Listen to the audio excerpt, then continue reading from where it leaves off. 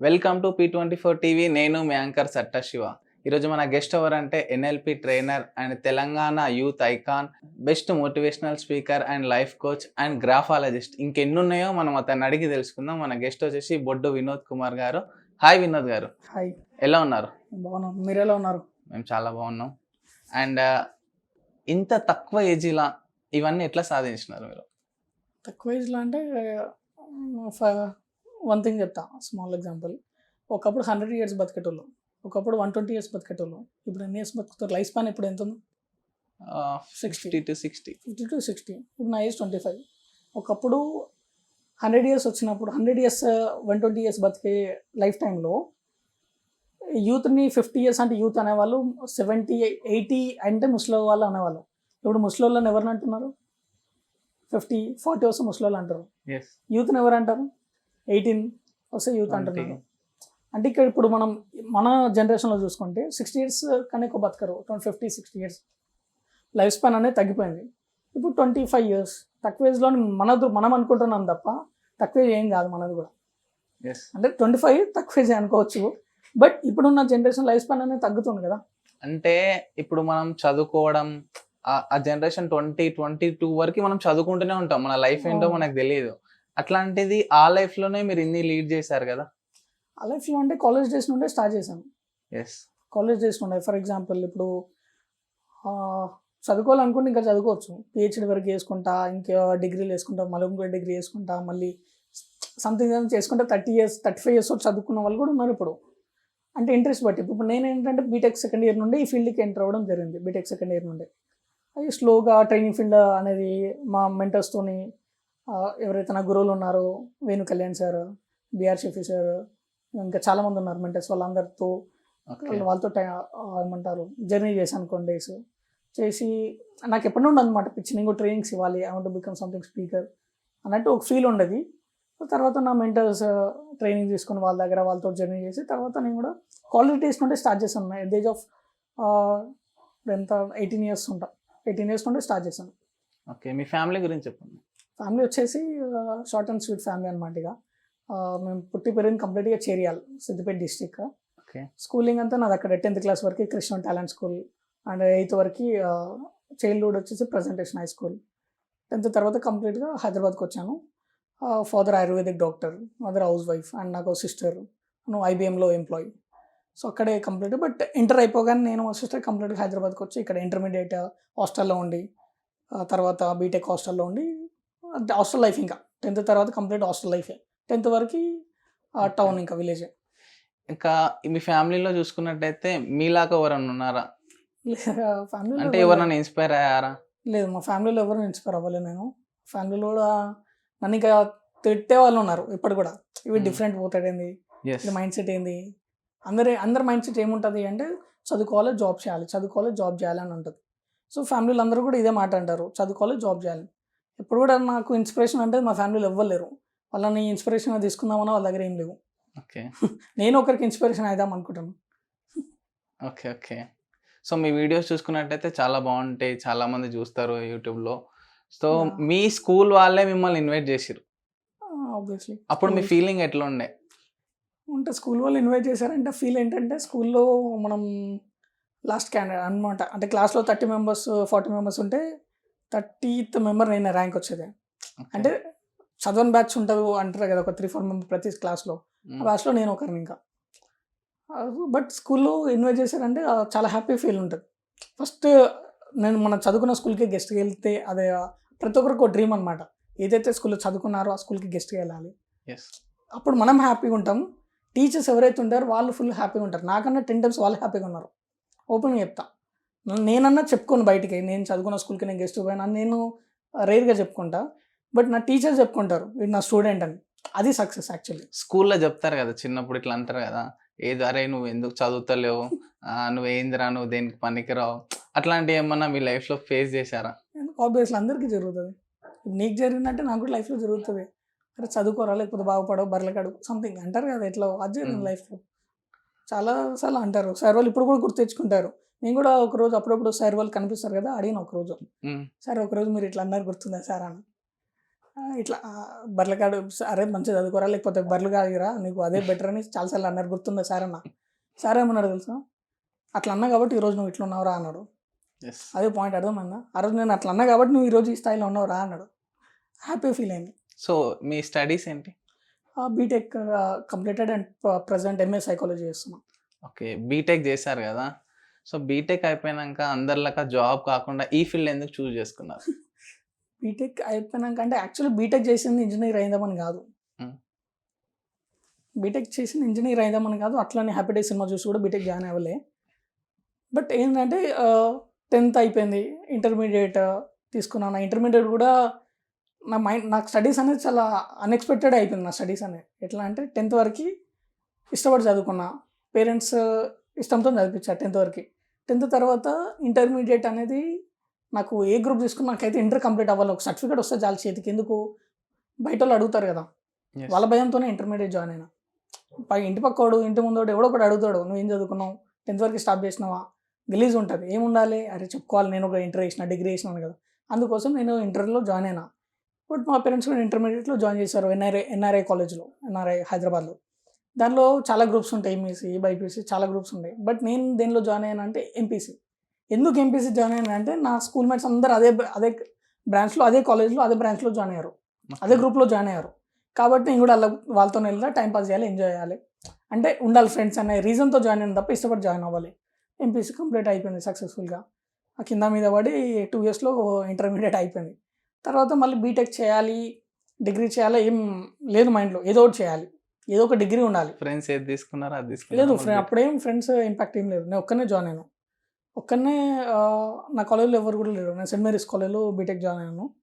అది కూడా నార్మల్ ఏదో చేయాలి, డిగ్రీ బీటెక్ చేయాలని, బట్ ఖచ్చితంగా ఇంజనీర్ అవ్వాలి, సో కంపెనీలో జాబ్ కొట్టాలి, ఫారం పోవాలి, ఇదేం లేదు మైండ్ సెట్లో.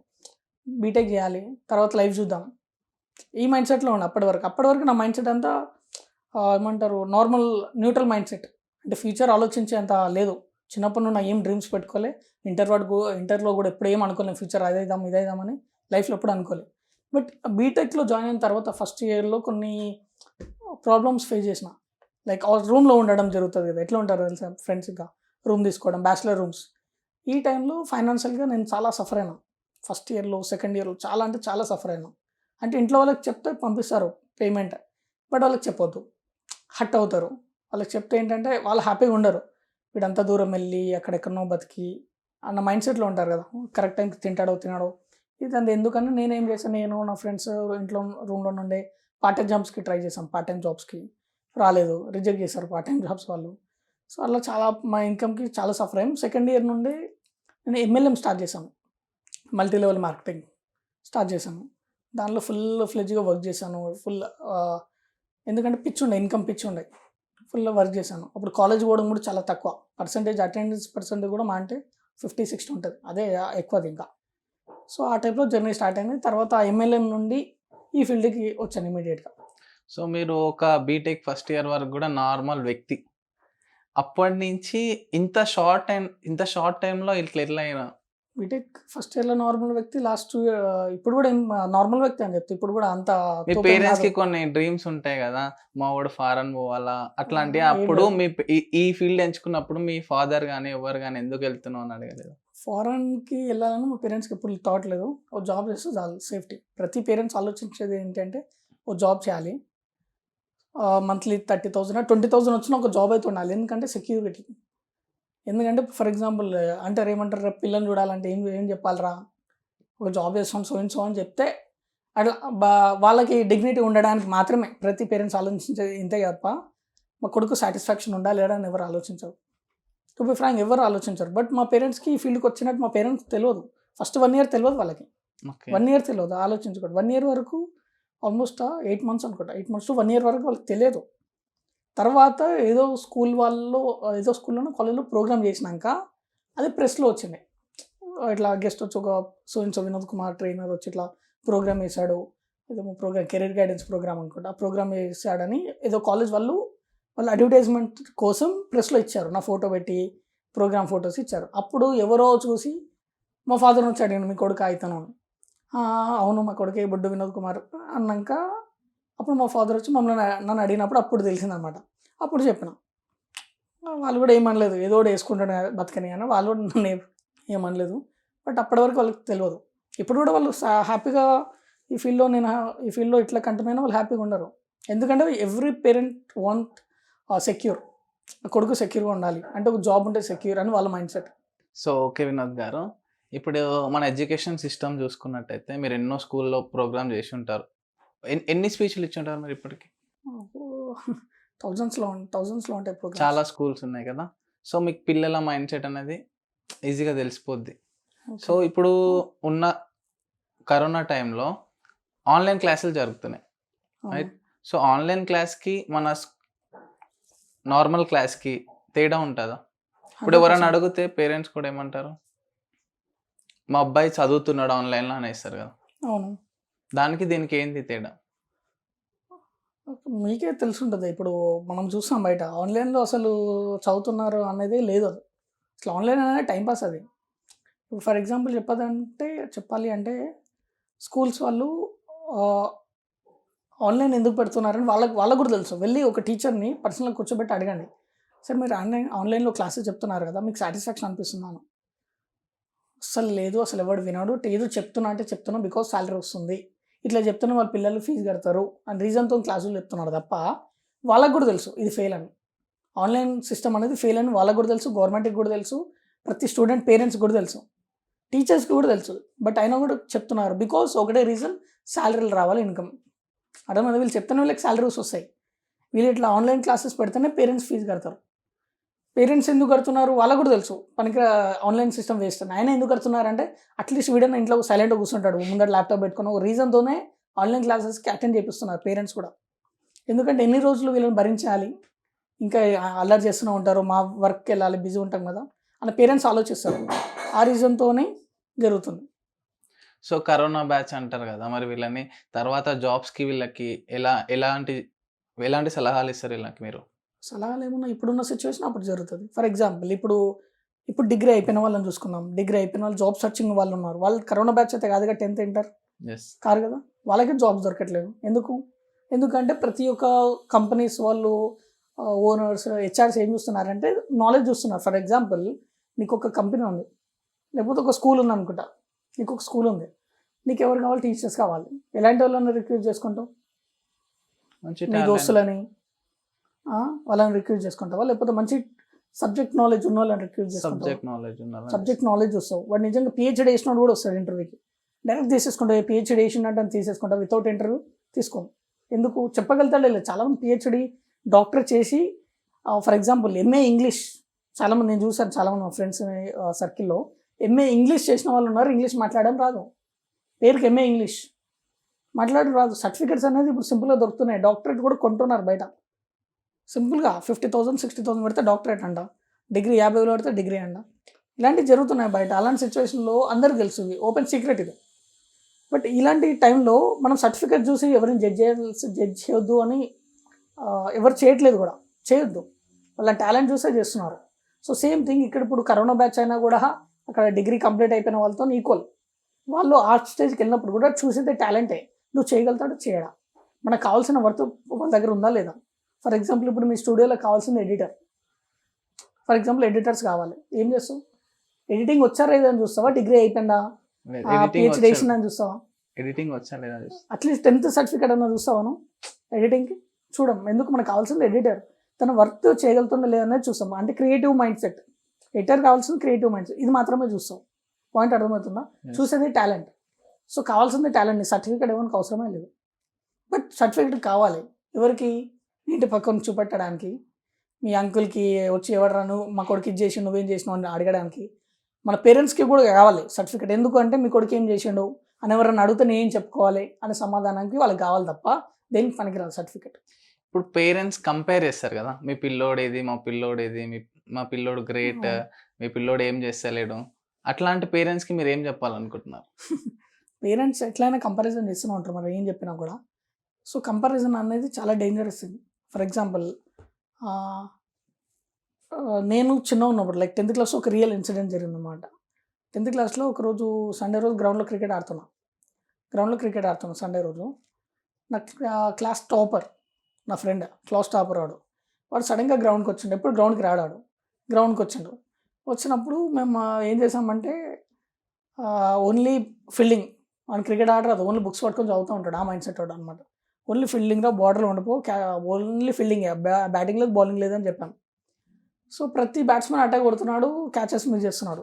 కోపం వచ్చి తిట్టిన, అరే నీలాంటి వాడు క్రికెట్ ఆడరా, నుండి గ్రౌండ్ కిందకి వస్తారా బై నీలాంటి వాళ్ళు నాన్న. 10th క్లాస్లో జరిగింది ఇది.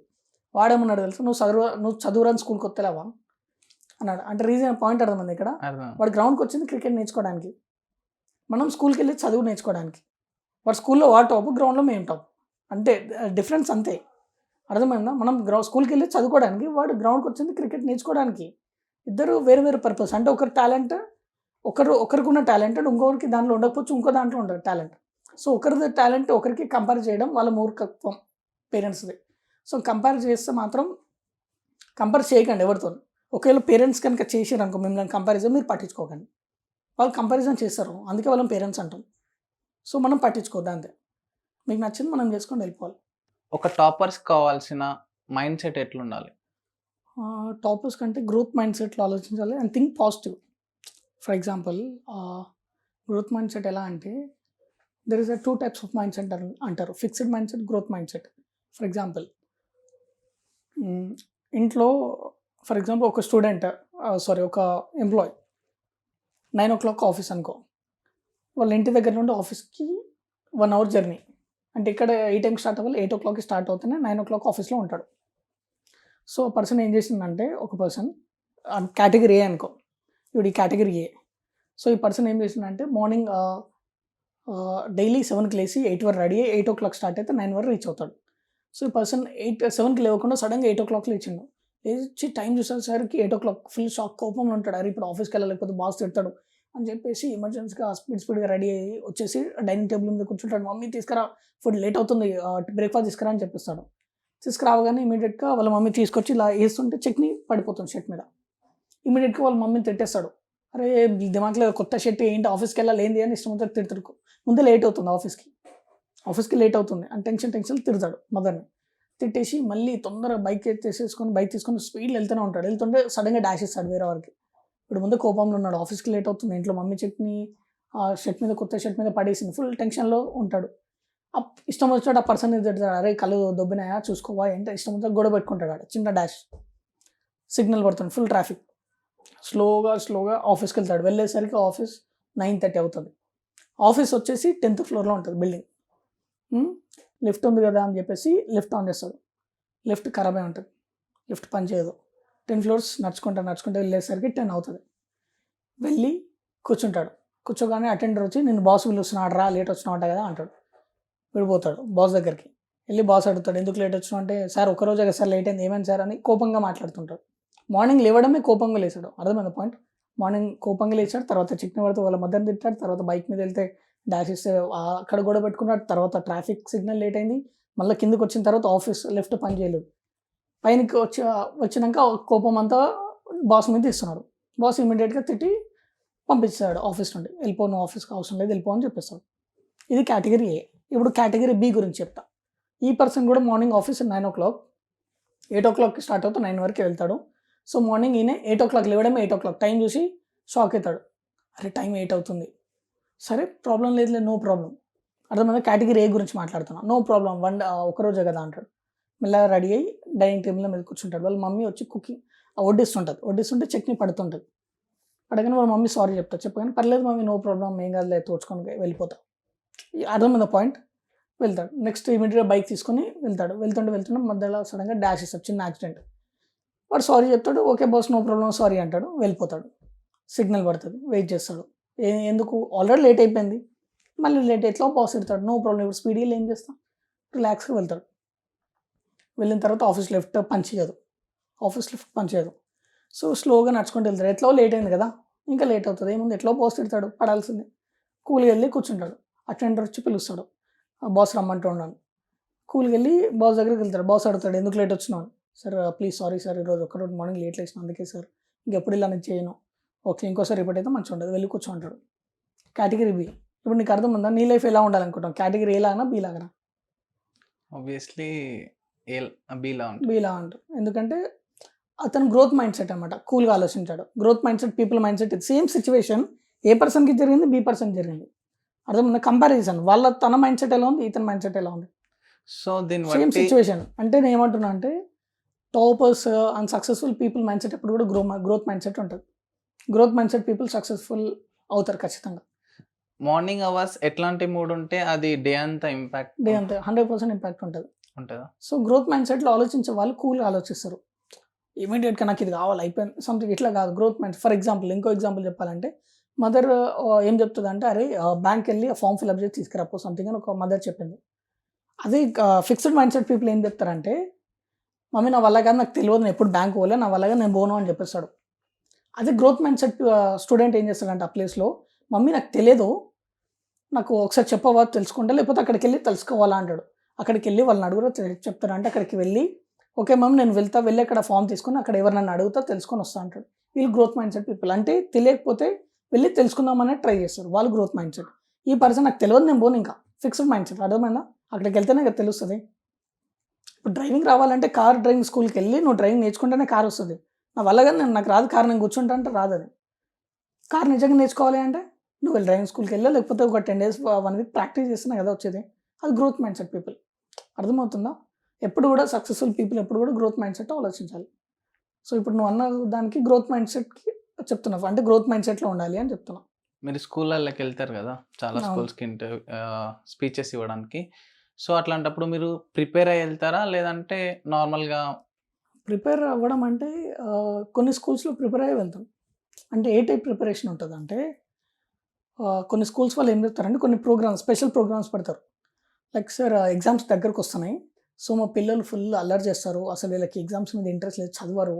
సో వీళ్ళు కొంతమంది స్టూడెంట్స్ వచ్చేసి 8th class 9th class వాళ్ళు డ్రగ్స్ అడిక్ట్ అయ్యారు, స్మోక్ చేస్తారు, ఆల్కహాల్ డ్రింక్ చేస్తారు. 8th class 9th class students sir, వాళ్ళకి వాటి మీద ఎక్కువ స్పెషల్గా తీసుకోండి ఈ ప్రోగ్రాంలో.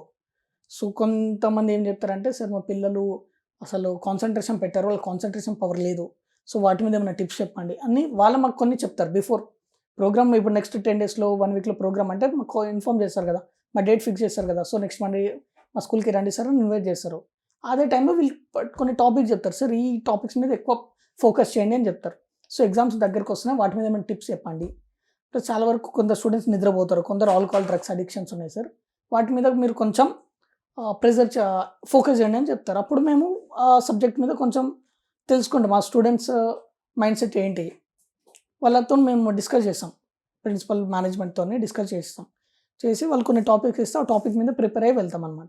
ఇప్పుడు కాన్సన్ట్రేట్ అనేది ఎట్లా వస్తుంది? కాన్సన్ట్రేషన్ ఇంక్రీజ్ చేయాలంటే meditations is the best technique. So ఇలా చాలా టెక్నిక్స్ ఉంటాయి. లైక్ ఎగ్జామినేషన్స్లో కాన్సన్ట్రేషన్ రావాలి అంటే, ఫర్ ఎగ్జాంపుల్ ఇప్పుడు ఎగ్జామ్స్ దగ్గరకు వస్తున్నాయి, సో మన అందరికీ తెలుసు ఎగ్జామ్స్ ముందు రోజు చదువుతాం. ఎగ్జామ్స్ 1 year ఉన్నాక కూడా ఏం చదువుతాం, బట్ రేపు ఎగ్జామ్ అంటే ఈరోజు ఒక్క రోజే మనం చదువుతాం, నైట్ బిఫోర్, అంతే బిఫోర్ నైటే మనం చదివేది. సో అలాంటి వాళ్ళకి, లేకపోతే తక్కువ టైంలో మీరు ఈ సిలబస్ అంతా కంప్లీట్ చేయాలంటే మంచి టెక్నిక్స్ ఉంటాయి. ఎలా అంటే, ఫర్ ఎగ్జాంపుల్ నేనేం చేస్తాను అంటే, కొన్ని ఎస్ఏ ఆన్సర్స్ ఉంటాయి కదా, పెద్ద ఆన్సర్స్, ఎస్ఏ ఆన్సర్స్ అంటే ఇప్పుడు ఒక పేజ్ మొత్తం ఉంటుంది ఆన్సర్ ఒక్క క్వశ్చన్కి. అలాంటి ఆన్సర్స్ నేనేం చేస్తాను అంటే, నా వాయిస్ రికార్డ్ చేసుకుంటా, వాయిస్ రికార్డ్ చేసుకొని ఎక్కడికైనా బైక్ మీద వెళ్ళినప్పుడు, బయటికి వెళ్ళినప్పుడు హెడ్సెట్ పెట్టుకొని అదే రిపీట్ చేసుకుంటూ వెళ్తాను. నైట్ పడుకున్నప్పుడు కూడా అదే రిపీట్ చేసుకుంటా. అట్లా అట్లీస్ట్ ఒక 20 to 30 times రిపీట్ చేయి, ఖచ్చితంగా మీకు ఎగ్జామ్ హాల్లో క్వశ్చన్ రాగానే స్పీడ్గా రాసేస్తాం. ఎందుకంటే డైరెక్ట్ వింటున్నాం కాబట్టి. ఫర్ ఎగ్జాంపుల్ మీరు సాంగ్స్ పాడతారు అప్పుడప్పుడు టైంపాస్కి, బాత్రూమ్ సింగరే, బాత్రూంలోనే పాడతారు అట్లీస్ట్. ఎప్పుడైనా చదువుకున్నారా సాంగ్ని బుక్లో? ఏ సాంగ్ అంటే సినిమా రిలీజ్ కాగానే బుక్ కొనుక్కొని చదువుకున్నారా మనం? మళ్ళీ ఎట్లా పాడుతున్నారు? వింటున్నారు కాబట్టి. ఎగ్జాక్ట్లీ చదవడం కన్నా నేనేం చెప్తా అంటే, ఏదైతే ఆన్సర్స్ ఉన్నాయో వాయిస్ రికార్డ్ పెట్టుకొని ఫోన్లో పెట్టుకొని హెడ్సెట్ పెట్టుకొని డైలీ విను, బయటకు వెళ్తేప్పుడు విను, డ్రైవింగ్ చేసుకుంటూ విను, వర్క్ చేసుకునేటప్పుడు వింటూనే ఉంటావు కదా. వింటే ఆటోమేటిక్గా మనకి లిరిక్స్ వస్తాయి. మనకు ఆటోమేటిక్గా ఎప్పుడన్నా సిచ్యువేషన్ బట్టి, మూడ్ బట్టి మనకి సాంగ్స్ వస్తుంటాయి కదా, అర్థం మన లిరిక్స్ వస్తాయి. అప్పుడప్పుడు స్నానం చేస్తుంటే వస్తాయి కదా. సేమ్ థింగ్ ఇక్కడ ఫాలో అవ్వమంటున్నా, సేమ్ టెక్నిక్. అంటే మీరు ఎప్పుడైతే ఊరికే వింటున్నారో ఆన్సర్స్ని, ఆటోమేటిక్గా మన బ్రెయిన్కి ఎక్కేస్తాయి. ఓకే, ఇది ఒక టెక్నిక్. అంటే ఇలాంటి చాలా టెక్నిక్స్ ఉంటాయి. ఇంకా ఇప్పుడు ఆల్కహాల్ తీసుకునే వాళ్ళని, మరి ఆల్కహాల్ కానీ డ్రగ్స్ అడిక్షన్ కానీ వాళ్ళని ఎట్లా బయటికి తీసుకురావచ్చు? కూర్చొని కౌన్సిలింగ్ చేస్తాం మ్యాక్సిమం. కూర్చొని వాళ్ళ కౌన్సిలింగ్ ఉంటుంది. ఇప్పుడు ఆల్కహాల్ తీసుకున్న వాళ్ళ మైండ్ సెట్ ఎలా ఉంటుందంటే అడిక్టెడ్ ఉంటారు. లైక్ చిన్న పిల్లలకైతే వాళ్ళు అడిక్టెడ్, ఎవరో చెప్పి లేకపోతే టైం పాస్కి అలా డ్రింక్ చేసి ఇంపాక్ట్ ఉంటుంది. వాళ్ళ పేరెంట్స్ని చూసో వాళ్ళ బ్రదర్ని చూసో ఇంపాక్ట్తో డ్రింక్ చేస్తారు. సో వాళ్ళం ఏం చేస్తామంటే స్కూల్కి వెళ్ళినప్పుడు ఆల్కహాల్ గురించి కొంచెం నెగిటివ్గా మేము మెడిటేషన్ చేపిస్తుంటాం ప్రోగ్రామ్స్లో. ఇప్పుడు మీరు నా ప్రోగ్రామ్స్కి వచ్చుంటే మీకు అర్థమవుతుంది. అక్కడ మెడిటేషన్ చేయించి కౌన్సిలింగ్ లాగా చేయించి అలా ఉంటుంది. ఓకే. మీరు ఆస్ట్రాలజీ, న్యూమరాలజీ, గ్రాఫాలజీ ఉంది కదా, దాంట్లో ఏది నమ్ముతారు మీరు? గ్రాఫాలజీ. గ్రాఫాలజీ మీరు టాలెంటెడ్ కదా, ఒకసారి నాది కూడా చెప్తారా హ్యాండ్ రైటింగ్ బట్టి? డెఫినెట్లీ. అసలు గ్రాఫాలజీ అంటే ఏంది? Graphology actually it's study about hand writing. Graphology అంటే స్టడీ అబౌట్ హ్యాండ్ రైటింగ్ అనమాట. ఫర్ ఎగ్జాంపుల్ ఎందుకు ఇప్పుడు బయట కంట్రీస్లో స్టిల్ ఇంకా ప్రతి పోలీస్ స్టేషన్కి ఒక గ్రాఫాలజిస్ట్ ఉంటాడు. కొన్ని కంట్రీస్లో స్టిల్ ఇంకా ఏంటంటే హ్యాండ్ రైటింగ్ చూసి వాళ్ళ మైండ్ సెట్ చెప్పొచ్చు. జాతకాలు కాదు ఇది, అంటే ఫ్యూచర్ చెప్పడం, పాస్ట్ చెప్పడం, పెళ్ళి అవుతుందా అవ్వాలి, ఇది కావు. మైండ్ సెట్, క్యారెక్టర్ చెప్పొచ్చు. మీ మైండ్ సెట్ ఏంటి, present mind set. For example ఎలా చెప్పొచ్చు అంటే ఇప్పుడు మీరు ఫుల్ కాన్సన్ట్రేట్గా ఉన్నప్పుడు నీట్గా రాస్తారు హ్యాండ్ రైటింగ్. అదే మీకు నిద్ర మబ్బులో ఉండి రాసినప్పుడు డిఫరెంట్ వస్తుంది. టీవీ చూసుకుంటూ రాసినప్పుడు డిఫరెంట్ వస్తుంది. సాంగ్స్ వినుకుంటూ రాసినప్పుడు డిఫరెంట్ వస్తుంది. బట్ రాసేది ఇదే ఫింగర్స్, అదే హ్యాండ్, అదే పేపర్, అదే పెన్, బట్ డిఫరెంట్ ఎందుకు వస్తుంది? బికాస్ మన మూడ్ బట్టి ఆటోమేటిక్ హ్యాండ్ రైటింగ్ చేంజ్ అవుతుంది. మనం చూస్తుంటాం కదా చాలాసార్లు, మన మూడ్ బట్టి ఆటోమేటిక్గా మన హ్యాండ్ రైటింగ్ చేంజ్ అవుతుంది. అంటే ప్రతి లెటర్ వచ్చేది కూడా బ్రెయిన్ నుండి. ఫర్ ఎగ్జాంపుల్ ఇప్పుడు చేతులు లేని వాళ్ళు కాలుతో రాస్తారు, అట్లా మనం లెగ్ రైటింగ్ అంటాం, అనం. లెగ్స్ ప్లస్ హ్యాండ్స్ లేని వాళ్ళు మౌత్లో పెన్ పెట్టుకొని రాస్తారు, అలా మౌత్ రైటింగ్ అంటామా, అనం. దాన్ని కూడా హ్యాండ్ రైటింగ్ అంటారు. Actual hand writing is not a hand writing, actual it's a brain writing. అంటే ప్రతి లెటర్ వచ్చేది కూడా బ్రెయిన్ నుండి. సో మన హ్యాండ్ రైటింగ్ బట్టి మన బ్రెయిన్ కూడా మారవచ్చు. అంటే ఇక్కడ నుండి ఏదైతే లెటర్ వస్తుందో ఈ లెటర్తో మన బ్రెయిన్ మారవచ్చు. లైక్ మైండ్ సెట్ చెప్పొచ్చు. ఎలా అంటే ఆ లెటర్స్ ప్రతి లెటర్ నుండి చెప్పొచ్చు అనమాట. సో ఇప్పుడు నేను కూడా నా హ్యాండ్ రైటింగ్ చూపిస్తాను, మీకు చెప్తారా? డెఫినెట్లీ.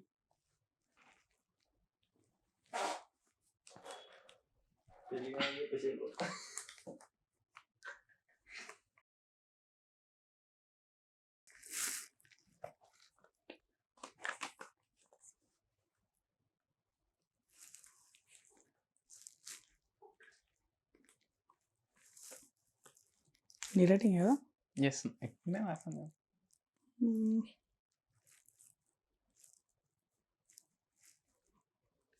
ఫిజికల్ అపియరెన్స్ కోసం ట్రై చేస్తాను ఇప్పుడు.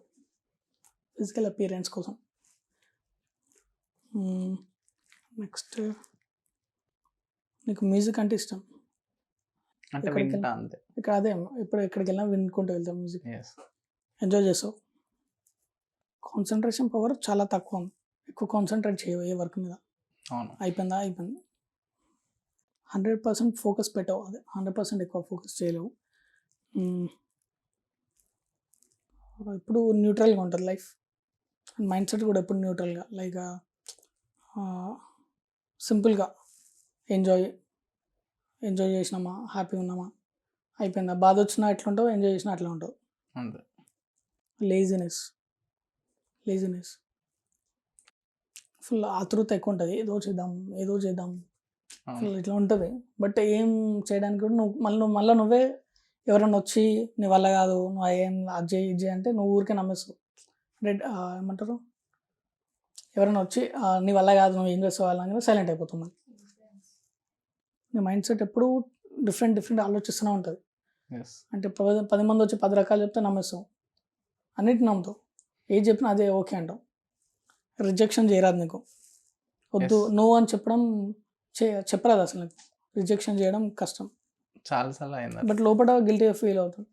అంటే ఓపెన్గా మాట్లాడడానికి రాదు, చెప్పలేను నో అని. ఓపెన్గా మాట్లాడడానికి రాదు. ఓకే, ఎంత పర్సెంట్ కరెక్ట్ చెప్పండి? ఒక ఆల్మోస్ట్ 97% కరెక్ట్ బ్రో. సో ఒక సక్సెస్ఫుల్ అయ్యే పర్సన్ దగ్గరకు వచ్చి చాలా నెగిటివ్ మాట్లాడతారు, చాలా నెగిటివ్ ఏడుస్తారు వాళ్ళ మీద. అట్లాంటి వాళ్ళకి మీరు ఏం చెప్పాలనుకుంటున్నారు? అదృష్టవంతులు అని చెప్తాను నేనైతే. Lucky people. అలాంటి నెగిటివ్స్ వచ్చినప్పుడే నువ్వు నిజంగా కరెక్ట్ వేలో ఉన్నట్టు పాయింట్ అది. లైక్ ఎలా అంటే మనం మాత్రం నెవర్ గివ్ అప్లో ఉండాలి. సో ఇదే పాయింట్ చెప్తున్నాను. ఏంటంటే ఎవరైనా వచ్చి నీకు అది చేయొద్దు ఇది చేయొద్దు అని చెప్తుంటే, ఫర్ ఎగ్జాంపుల్ ఒక పర్సన్ ఉన్నాడు, తన ఏజ్ వచ్చేసి 25 one of the best painter. ఆ పర్సన్ తను 6 ఇయర్స్ ఉన్నప్పటి నుండి పెయింటింగ్స్ వేస్తాడు అన్నమాట. బెస్ట్ పెయింటర్, సూపర్ వేసారు పెయింటింగ్స్. సో 25 ఇయర్స్ అప్పుడు one of the best painting వేశాడు. తన లైఫ్లోనే చిన్నప్పటి నుండి వేసిన అన్ని పెయింటింగ్స్ కన్నా బెస్ట్ పెయింటింగ్ ఆ పెయింటింగ్ అనమాట. తీసుకొచ్చి ఆర్ట్ గ్యాలరీలో పెట్టాడు. ఆర్ట్ గ్యాలరీస్ ఉంటాయి కదా, అన్ని పెయింటింగ్స్ పెడుతుంటారు గ్యాలరీస్, దానిలో పెట్టాడు. పెట్టి కింద ఒక పాయింట్ రాశాడు, if there any mistakes please mark it అని ఒక black colour red colour sketches అక్కడ పెట్టి వెళ్ళిపోయి ఈవినింగ్ వస్తాడు. సో డే అంతా ఆడియన్స్ వస్తారు కదా, చూస్తారు, వెళ్ళిపోతారు. ఈవినింగ్ ఈ పర్సన్ వచ్చి చూసేసరికి పెయింటింగ్ మొత్తం black ticks, red colour ticks ఉంటాయి, మార్క్స్ ఉంటాయి. ఫుల్ ఫీల్ అవుతాడు అనమాట, నేను వేసిన పెయింటింగ్స్లో బెస్ట్ పెయింటింగ్ అది, అంత మంచి పెయింటింగ్కి ఇన్ని బ్లాక్ టిక్స్, ఇన్ని మిస్టేక్స్ ఉన్నాయా. కింద రాశాడు కదా if there any mistake please mark it అని రాశాడు. సో అందరూ వచ్చి అక్కడ మార్క్ చేస్తున్నారు, పెయింటింగ్ మొత్తం మార్క్ చేశారు. ఫుల్ షాక్ అయ్యి ఏడుస్తాడు, ఇంత మంచి పెయింటింగ్ అసలు ఇంత మంచి పెయింటింగ్ చేస్తే ఇన్ని మిస్టేక్స్, ఇక్కడ మిస్టేక్స్ అసలు నాకు అర్థం అవ్వట్లేదు. సో ఆర్ట్ గ్యాలరీ ఓనర్ ఎవరైతే ఉంటారో వచ్చి అడుగుతాడు అనమాట, నువ్వు ఎందుకు ఏడుస్తున్నావు, ఏమైంది, ఎందుకు బాధపడుతున్నావు అంటే ఆ పర్సన్ చెప్తారు, సార్ ఇలా జరిగింది, ఇలా రాశాను, ఇలా జరిగింది అని చెప్తాడు. సో ఆ పర్సన్ ఏం చేస్తాడంటే నెక్స్ట్ డే మళ్ళీ సేమ్ పెయింటింగ్ వేసుకురా, నేను చెప్తా పో అంటాడు. ఎక్కడెక్కడ మిస్టేక్స్ ఉన్నాయో నేను చెప్తా. Next day same painting same కలర్స్తో వేసుకొని మళ్ళీ రాపో అంటే ఈ పర్సన్ మళ్ళీ నైట్ మొత్తం కూర్చొని మళ్ళీ పెయింటింగ్ వేసుకొచ్చి అక్కడ పెడతాడు. పెట్టి ఆర్ట్ గ్యాలరీ ఓనర్ వచ్చి ఏం చేస్తాడంటే పెట్టగానే if there any mistakes please correct it అని రాస్తాడు. ఫస్ట్ డే ఏమని రాశాడు ఆ person, if there any mistakes please mark it అని రాశాడు. Second day art gallery owner ఏం చేస్తాడంటే if there any mistake please mark it అని ప్లీజ్ కరెక్ట్ ఇట్ అని రాశాడు. అక్కడ దానికి సంబంధించిన స్కెచెస్ అన్న అక్కడ పెట్టి వెళ్ళిపోతారు ఇద్దరు. మళ్ళీ ఆడియన్స్ వస్తారు, మళ్ళీ ఇతను ఈవినింగ్ 7 o'clock మళ్ళీ వస్తాడు. మార్నింగ్ పెట్టి వెళ్ళిపోయి మళ్ళీ ఇద్దరు వస్తారు, ఆర్ట్ గ్యాలరీ ఓనర్ పెయింటర్ ఇద్దరు వస్తారు. వచ్చి చూసేసరికి ఒక్కరు కూడా టచ్ చేయరు అసలు పెయింటింగ్ని. నిన్న వచ్చిన ఆడియన్స్ వస్తారు, మళ్ళీ ఒక్కరు కూడా టచ్ చేయరు. బికాస్ ఫస్ట్ డే ఏమని రాశారు, mark it if there any mistakes please mark it అని రాశారు. సెకండ్ ఏం రాశారు, if there any mistake please correct it అని రాశారు. ఇక్కడ అర్థమైంది ఏంటంటే ప్రతి ఒక్కరికి మన జీవితంలో నువ్వు తప్పు చేస్తున్నావు, నువ్వు అది చేయొద్దు ఇది చేయొద్దు అని చెప్పేవాళ్ళు మస్తు మంది ఉంటారు. ఏం చేయాలని చెప్పేటోడు ఎవడు ఉంటాడు లైఫ్లో. చెప్పేటోళ్ళు మస్తు చెప్తారు, సలహాలు ఇచ్చేటోళ్ళు, బట్ ఏం చేయాలన్నాడు ఎవరు చెప్పడు. సో ఎప్పుడు మాట వినకు. ఇప్పుడు సెకండ్ ఏమని రాశారు, please if there any mistakes please correct it అని రాశారు. ముందు రోజు మిస్టేక్ ఎక్కడ ఉందో చెప్పిండు, ప్రతి ఒక్కడు వచ్చి టిక్ పెట్టారు, మిస్టేక్స్ ఈ మిస్టేక్ ఆ మిస్టేక్ అని. బట్ సెకండ్ డే వచ్చిన వాళ్ళు ఒక్కడు కూడా కరెక్ట్ చేయలేదు. ఎందుకు? బికాస్ వానికి తెలియదు కరెక్ట్ ఏంటో. పాయింట్ అర్థమైందా? కరెక్ట్ ఏంటో తెలియదు, మిస్టేక్ ఫైండ్ అవుట్ చేస్తారు. లైఫ్లో కూడా అంతే. సో మనని ఎవడైనా వచ్చి నువ్వు నీ వల్ల కాదురా వర్క్ చేస్తున్నావు కావాలని రెచ్చగొడతారు. అలాంటి వాళ్ళు ఉండడం అదృష్టం. ఎందుకంటే అప్పుడన్నా మనకు అర్థమవుతుంది, అరే నేను కరెక్ట్ ఉన్నా అని. లైఫ్లో కరెక్ట్ ఉన్నామని నీకు ప్రూవ్ చేస్తున్నారు వాళ్ళే. సో అలాంటివి వచ్చినప్పుడు లైట్ తీసుకోండి, నెవర్ గేవ్ అప్ అనమాట. గేవ్ అప్ చేయకుండా చూడండి. ఓకే, ఇప్పుడు చూసుకున్నట్టయితే చిన్న చిన్న పోరలు లవోలు గివోలు అని చాలా పడుతున్నారు. మీ ఏజ్లో ఉన్నప్పుడు కాకపోయినా కానీ ఇప్పుడు చాలా స్కూల్స్లో 8th standard 7th అక్కడి నుంచి స్టార్ట్ అయిపోతుంది. సో ఏమంటారు వాళ్ళకి? లవ్ అనేది కాదు, అది జస్ట్ అట్రాక్షన్ కూడా కాదు, ఇంపాక్ట్. మూవీస్ ఇంపాక్ట్, సినిమాల ఇంపాక్ట్లు, సీరియళ్ళు ఉంటాయి కదా ఇంపాక్ట్స్. ఆ ఇంపాక్ట్ ఎక్కువ స్టూడెంట్స్ మీద పడుతుంది అంతే. So at the age of 10th క్లాస్లోనే ఇంట్లో నుంచి వెళ్ళిపోవడం అట్లాంటి పారిపోయి జరగడం జరుగుతున్నాయి. అంటే పేరెంట్స్ కూడా కొంచెం ఉంటుంది, ఇంపాక్ట్ ఉంటుంది. లైక్ ఇప్పుడు 10th class students 6th class 7th class smoke కూడా చేసే వాళ్ళు చూస్తున్నాం మనం రోడ్ల మీద. చిన్నపిల్లలు 8th క్లాస్ స్మోక్ చేస్తారు, సిగరెట్స్, ఆల్కహాల్. వాళ్ళకి ఎక్కడి నుండి అడిక్ట్ అవుతుందంటే because of father, grand father, like ఇంట్లో వాళ్ళ నుండి. ఫర్ ఎగ్జాంపుల్ కొంతమంది పేరెంట్స్ ఏం చేస్తారంటే, అరే షాప్కి వెళ్ళి సిగరెట్ డబ్బు కొనుక్కరని నువ్వు అంటే డబ్బులు ఇస్తాడు. వాడు ఏ క్లాస్ అంటే 6th క్లాస్ 7th క్లాస్ తీసుకొని వస్తాడు. వాడు తీసుకొచ్చి డాడీ తీసుకొచ్చిన అంటాడు. డాడీ మన ముందే ఇంట్లోనే తాగుతాడు. వాడేమనుకుంటాడు, తప్పు కాదేమో, మా మమ్మీ ఏమంటలేదు, తప్పు కాదేమో, సిగరెట్ తాగుతున్నావు, నార్మల్గా తాగుతాడు బాగుంటుందేమో అని చెప్పేసి వాడు కూడా ట్రై చేస్తాడు ఏదో ఒకరోజు. అంటే వాళ్ళకి చాలా సింపుల్ థింగ్ అనుకుంటారు, సిగరెట్ తాగుతున్నా అంతే కదా, నేను కూడా ఏదో ఒకరు పెద్ద ఏం తాగుతానేమో, నేను కూడా సింపుల్ థింగ్, అది పెద్దవాళ్ళు చేసే పనులేమో అనుకుంటారు. అర్థమైంది, సింపుల్ థింగ్. మళ్ళీ కొంతమంది పేరెంట్స్ ఏం చేస్తారంటే షాప్కి పంపిస్తారు, లైక్ బెల్ట్ షాప్కి పంపించి అరే ఈ బాటిల్ తీసుకురా ఆ బాటిల్ తీసుకురా డబ్బులు ఇచ్చి చేపిస్తారు. వాళ్ళకి ఏమనిపిస్తుంది, అది సింపుల్ థింగ్, ఇది కూల్ డ్రింక్ లాంటిదేమో, మనం చిన్నపిల్లలు ఫ్రూటీ అదే తాగుతాం, పెద్దవాళ్ళు ఇది తాగుతారేమో, మనం కూడా అలవాటు చేసుకుందాం, పెద్దోళ్ళగా బిహేవ్ చేద్దాం అన్నట్టు సంథింగ్ వాళ్ళకి. అంటే ఇక్కడ అర్థమవుతుంది ఇంపాక్ట్ ఎక్కడి నుండి స్టార్ట్ అయిందంటే పేరెంట్స్ నుండి. పాయింట్ అర్థమవుతుంది, పేరెంట్స్ నుండి స్టార్ట్ అవుతుంది. సో ఇది జరుగుతుంది. ఇప్పుడు మీరు అన్న లవ్లు కూడా సేమ్ థింగ్ ఇంపాక్ట్. ఎక్కడ నుండి ఇంపాక్ట్ అంటే సీరియల్స్, సినిమాలు చూడడం, మూవీస్‌లలో ఇంపాక్ట్. పిల్లలకి పేరెంట్స్ ఎంతవరకు ఫ్రీడమ్ ఇవ్వచ్చు? యాక్చువల్లీ ఒక పుట్టగానే ప్రతి పిల్లోడు 24 క్యారెట్ గోల్డ్‌తో పుడతాడు. ప్రతి ఒక్కడు. బట్ వాళ్ళు పెద్ద అవుతుంటే పిల్లల ఇంపాక్ట్ ఎక్కువ ఉంటుంది. ఫర్ ఎగ్జాంపుల్ ఇప్పుడు మీరు అబ్జర్వ్ చేయండి. ఎల్‌కేజీ, యూకేజీ స్టూడెంట్స్ ఉంటారు కదా స్కూల్‌లో. వాళ్ళు బాక్స్ పట్టుకొస్తారు. వాళ్ళని అబ్జర్వ్ చేయి. ఏం అబ్జర్వ్ చేయి అంటే స్టూడెంట్ ఇస్తాడు. అరే మా మమ్మీ ఈరోజు చపాతీ పెట్టింది తీసుకో. మీ మమ్మీ బ్రెడ్ పెట్టిందంట కదా, నాకు బ్రెడ్ నాకు బ్రెడ్ నీకు చపాతీ ఎక్స్చేంజ్ చేసుకుంటారు. ఈజీగా పంచుకుంటారు. అరే నేను మా మమ్మీ నేను ఈరోజు ఇది ఇస్తున్నా, నువ్వు నాకు అది సంథింగ్ ఇలా చిన్నపిల్లలు చేస్తారు. ఎక్స్చేంజ్ చేసుకుంటారు. అదే నువ్వు 9th క్లాస్ ఉన్ని, 10th క్లాస్ ఉన్ని, 6th క్లాస్ అని చూడు, ఎవరి ఫుడ్ ఆడే అంటాడు. అసలు ఇలాంటివి ఉండవు. స్వార్థం అనేది వాళ్ళ దగ్గర స్వార్థం ఎక్కువ ఉంటుంది.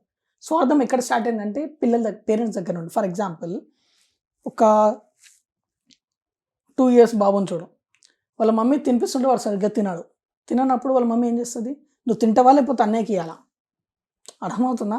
నువ్వు తింటావా లేకపోతే అన్నయ్యకి పెడుతున్నా చూడు, అన్నయ్యకి పెట్టేస్తున్నా అంటే వాడేమనుకుంటాడు, అమ్మో అన్నయ్యకి నేను తినకపోతే అన్నయ్యకి వెళ్ళిపోతుందేమో, నాకే రావాలి, మమ్మీ నేను తింటాను తినేస్తాడు. అర్థమవుతుందా? అంటే అక్కడ ఎవరు స్వార్థం తయారిస్తున్నారంటే పేరెంట్స్ అక్కడ స్వార్థం స్టార్ట్ అవుతుంది. పేరెంట్సే స్టార్ట్ చేసేది స్వార్థం. అంటే అక్కడ బాబు మైండ్ సెట్లో తెలియదు, నేను తినకపోతే అన్నయ్యకి వెళ్తుందా, నేను తీసుకోకపోతే అన్నయ్యకి ఇస్తారేమో అనే స్వార్థం ఎక్కడ స్టార్ట్ అయింది? చిన్నప్పుడు పేరెంట్స్ మైండ్ సెట్ నుండే పేరెంట్స్ నేర్పిస్తారు, నువ్వు తినకపోతే అన్నయ్యకి పెట్టేస్తా. అర్థమైంది పాయింట్? ఈ టైప్లో మైండ్ సెట్.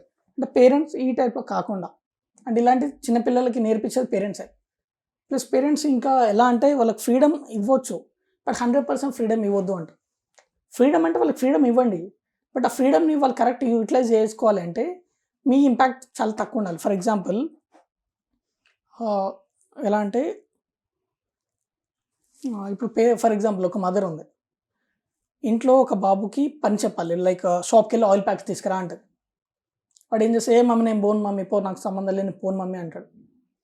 అప్పుడు మదర్ ఏమంటుంది, అరే నువ్వు గుడ్ బాయ్, నువ్వు వెళ్తే గుడ్ బాయ్, లేకపోతే బ్యాడ్ బాయ్, నువ్వు వెళ్ళు గుడ్ బాయ్ అంటే వాడు అరే నువ్వు తీసుకొస్తే గుడ్ బాయ్ ఏమో, లేకపోతే అన్నయ్యకి చెప్తా అన్నయ్య గుడ్ బాయ్, అన్నయ్య తీసుకెళ్తాడు అంటది. అర్థమైందా? అప్పుడు వాడు వెళ్ళి తీసుకొని వస్తాడు, గుడ్ బాయ్ అంటే తీసుకొస్తాడు, గుడ్ బాయ్ అంటే. అర్థమైందా? అక్కడ వీళ్ళు చేసే తప్పు ఏంటి చెప్పాలా, గుడ్ బాయ్ అనడం తప్పు. యాజ్ ఎ రైట్గా నువ్వు ఫుడ్ ఇంట్లో తింటున్నావు కదా, నీకు రైట్ అది ఉంది, తీసుకొచ్చే రైట్ నీకు ఉంది, ఎందుకంటే నువ్వు కూడా తింటున్నావు కాబట్టి. అది మన డ్యూటీ, అది మన డ్యూటీ. నువ్వు తీసుకొచ్చే రైట్ నీకు ఉందా? ఆ పేరెంట్స్ ఏం చేస్తారు, నువ్వు గుడ్ బాయ్ తీసుకొస్తాను మంచోడివి అని చెప్తారు. మంచోడు ఎందుకైతాడు ఆడ? అసలు మంచోడు అనడానికి రైట్స్ ఏముంది అక్కడ? అదే పేరెంట్స్ ఇలాంటి వర్డ్స్ చిన్నప్పటి నుండి నేర్పిస్తున్నారు. అవి పేరెంట్స్ నాకు తెలిసి ఇవి చిన్న చిన్న మిస్టేక్సే, బట్ ఇవి చాలా పెద్ద ఇంపాక్ట్ చేస్తుంది. చిన్న చిన్న మిస్టేక్స్ ఇవన్నీ. మా అబ్బాయి మంచోడు, మా పని చెప్పగానే తెస్తాడు అంట, ఆయిల్ షాప్కి వెళ్ళి ఆయిల్ ప్యాక్ తీసుకురమ్మని తీసుకొస్తాడు అంటే వాడు కూడా తింటాడు కదా ఇంట్లో. మంచోడు ఎందుకు అవుతుంది? నువ్వు తింటున్నావు, వాడు కూడా తింటున్నావు కాబట్టి వానికి రైట్స్ ఉంది, తీసుకొచ్చే రైట్స్ వానికి ఉంది అక్కడ. పక్కింటోడు ఆంటీ వచ్చి బాబు ఇది తీసుకురా అంటే తీసుకొస్తే గుడ్ బాయ్ అనడానికి రైట్స్ ఉంది, ఎందుకంటే వాళ్ళ ఇంట్లో తినట్లేదు, ఆయన కూడా హెల్ప్ చేశాడు కాబట్టి. అంటే ఇక్కడ మదర్ కూడా హెల్ప్ చేసినట్ట వాడు. నీకు రైట్, నువ్వు ఇంట్లో ఉంటున్నావు, చేయాల్సింది పని. అంటే ఈ టైప్లో మంచోడు లేకపోతే బ్యాడ్ బాయ్ లేకపోతే గుడ్ బాయ్ ఈ టైప్లో అనడం మంచిది కాదు. ఈ చిన్న చిన్న మిస్టేక్స్. చిన్న పిల్లలకి మొబైల్స్ ఇస్తారు కదా ఇప్పుడు, మొబైల్స్ 3 years. ఇప్పుడు చూడు 2 years బాబు, 3 years బాబు ముందట యూట్యూబ్ పెట్టి ఏదైనా యానిమేషన్ వీడియోస్ పెడితేనే వాడు తింటాడు, లేకపోతే తినడు. వాడు డైరెక్ట్ పేరెంట్స్ చేస్తారు, తినకపోతే మొబైల్స్ చూడరా అని యూట్యూబ్ ఆన్ చేస్తారు, ఏమైనా యానిమేషన్స్ వీడియోస్ పెడతారు, తినిపిస్తారు. పెద్దయినా ఖచ్చితంగా మొబైల్ కావాలంటాడు విత్ ఇన్ 2-3 yearsలో. గేమ్స్ కావాలంటే గేమ్స్ ఆడుకుంటే నాకు మొబైల్ కావాలని నేను గొడవ చేస్తారు. బైక్ కూడా మనకి 10th లోపే అందరు కొనేసుకుంటున్నారు, లైసెన్స్ లేనప్పుడు కూడా జరుగుతున్నాయి. ఇప్పుడు ఫర్ ఎగ్జాంపుల్ అది పేరెంట్స్ ఇంపాక్ట్ ఇదంతా. నేనే చెప్తా. ఫర్ ఎగ్జాంపుల్ నేను ఒకరోజు చూశాను మా కాలనీలో ఒక బాబుని, వాడు వచ్చేసి ఫస్ట్ క్లాస్ యూకేజీ.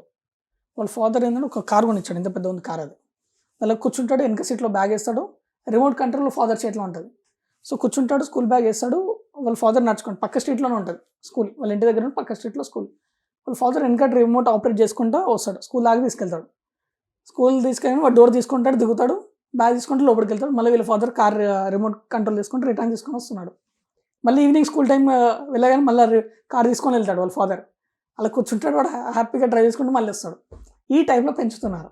వీళ్ళు ఏమనుకుంటారంటే నా కొడుకుని లగ్జరీగా పెంచాలి, హ్యాపీగా కార్లో కొంచెం హ్యాపీగా ఫీల్ అవుతాడు నా కొడుకు అని వీళ్ళు అనుకుంటారు. ఎల్కేజీ యూకేజీలోనే కార్లు పోయేటోడు 6th 7th క్లాస్కి వచ్చినప్పుడు బైక్ ఎందుకు అడిగాడు?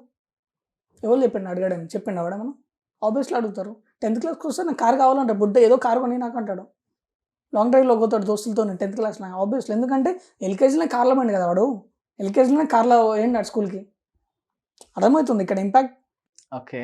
ఇప్పుడు లవ్‌లో చాలా మంది ఫెయిల్ అయ్యి డిప్రెషన్ వెళ్తుంటారు. సూసైడ్ అటెంప్ట్స్ కూడా చేస్తుంటారు కదా! వాళ్ళకి ఏం చెప్పాలంటారు? లవ్లో ఫెయిల్ అయ్యి చాలామంది డిప్రెషన్కి వెళ్తారు. అవును, కౌన్సిలింగ్ నా దగ్గర కూడా వస్తారు.